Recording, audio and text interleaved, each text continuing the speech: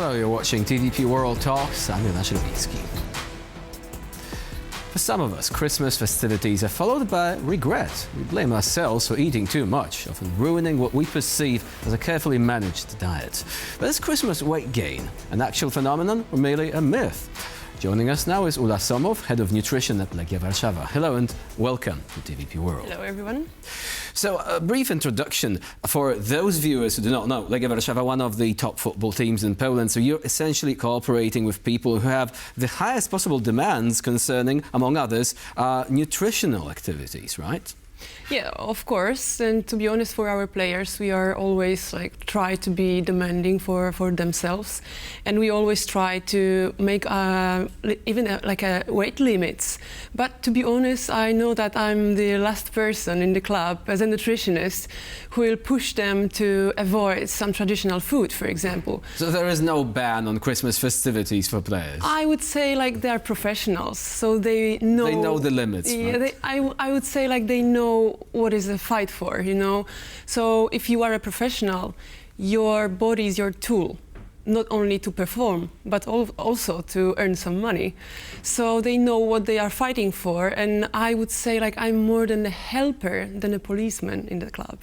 So they know that there is a trade-off, right? You need to perhaps push away the thought of eating too much because you want to perform at the highest level. But what about ordinary people, though?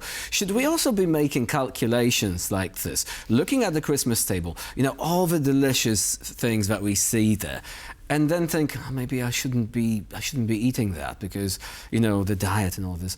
Is this a justified way of thinking? To be honest, it's very hard to say, because from one perspective, we know that we don't have to count the calories because it can be dangerous and it can be even more harmful than to diet themselves. But to be honest, on the other hand, we have to know that you don't have to count calories, but the calories count.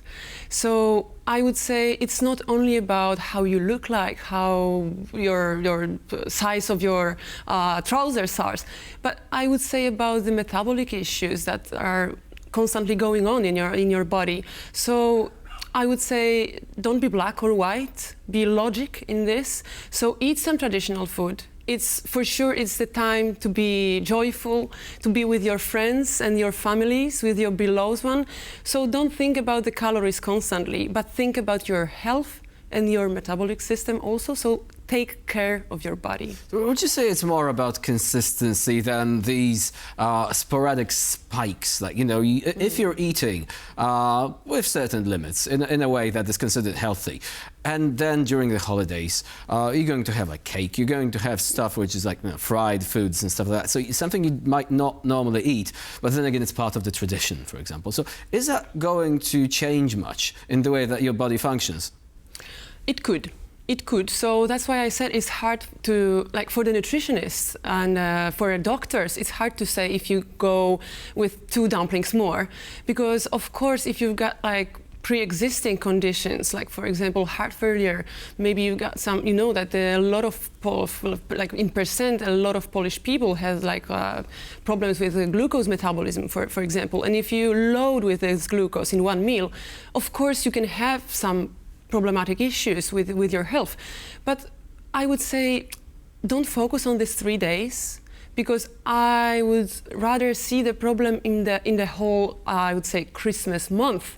Because when we start to think about Christmas, we are starting at 6th of December, at least in Poland, when there is a first Christmas day, and then all the socials, all the Christmas meetings with your friends, with your teammates. So the extended Christmas period. Of course, right? And then the New Year's Eve, and then it's at least the first week of January, when you when you finish the food that you have already in the fridge and you don't want to waste it. Of course we don't want to waste the food, but if we don't want to waste, maybe stop doing so much food before. Or invite others, or even contact a charity if it's not, if it's not outside of the box, you can hand it over. Now, people will definitely want to know, however, which are the worst offenders on the Polish Christmas table? If someone is really conscious about their diet, really conscious about maintaining certain self-imposed limits, are there any foods which are slightly more risky than others? I would not point out one particular food because it will be harmful, you know, it's stigmatizing. It's not this point, you know. I would say like the overeating is the problem. And I would say like if you go black or white, like really you are exaggerating, this is the problem because the load of the fat, the load of the simple sugars, it can really harm you. Of course, it can be really like a short term. So it doesn't cause you a weight gain like, you know, like everyone thinks like, oh, it will be a 3 days of overeating, so I'm gonna I'll be fat all of a sudden. It's not Without true, fat shaming, but that's what people think. Yeah, so that's not true. Of course, you can see some, like on the weight scale, you can increase your body mass, but still it will be like 1 or 2 kilograms based on the glycogen in your muscles, based on the water retention. It could be also the food which is still digesting in your body, so it's still in you, in your stomach. So that's why you can see on the weight scale, if someone gets the motivation from this just to stop and be more rational for the rest of the day, okay, this is okay, but stop thinking about these 3 days that I'm gonna be fat. Okay, but what about, you often come across many different articles where it's impossible to verify the source. Sometimes, of course, it's a specific person giving that advice. Nevertheless, you've got, for example, information that you should avoid certain types of foods because they are known to cause certain diseases, or at least to increase the probability thereof. To what extent should we be following this? I mean, some of the stuff like, you know, smoked ham, for example, that has been a traditional part of diet. Yet recently it has been marked as something we should perhaps reduce the consumption of and eat more fish, for example, in exchange for that. Yeah, but I would say like fish in a traditional way, it's still deep fried, you know, so again, I will not stigmatize any kind of traditional food because if you eat it like not in extended ways. In moderation, right? Yeah, I would say like this, and of course we will eat some like too much calories. Of course we will do, but then it's like 1 or 2 meals. Okay, so maybe think about it before the breakfast. Then you don't have to eat like really much before, during the first time of the day, like the first part of the day. Okay, and I would also say like maybe maybe just stand up, just maybe you can help with the dishes, maybe you can go for a walk with the dog. So just be a little bit active. I'm not saying about the training session, I'm saying about like to move, you know, especially. Exercise, right? I would not say that this is the exercise, just be regular, like active, you know, because you can think about your stomach, which is really crushed when you sit. And when you start to be really bloated, then you sit like this. And it's really hard to digest in this. So maybe you can just stand up, you can go for a walk, you can, you know, you can go even with the family, you know, just for better absorption, just better digestion, to avoid some food coma that, you know, the body redirects the energy to the GI tract. So just to feel better.